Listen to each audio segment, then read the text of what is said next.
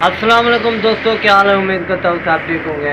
मैं इजाज़ अहमद आप लोगों की खिदमत में हाज़िर हूँ। आज सुबह सुबह बहुत ही अफसोसनाक वाक़या पेश आया है। वो ये है कि दो भाइयों का बाप जो है ना वो फौत हो जाता है। तो वो सुबह सुबह जब उनको ख़बर मिलती है तो वो शायद किसी काम करते थे किसी दूसरे शहर में। तो वो जा रहे थे अपने बाप के जनाजे पे। तो रास्ते में क्वेटा वाली जगह पे उन दोनों भाइयों को ना अपना अब्बास से उतार के ना ख़त्म कर दिया जाता है, यानी कि गोलियां मार के कत्ल कर दिया जाता है। कितने दुख की बात है कि जब दो भाई अपने वालिद के जनाजे पर जा रहे हों और रास्ते में उन लोगों को ही ख़त्म कर दिया जाए तो पीछे वाली फैमिली को कितना दुख हुआ होगा।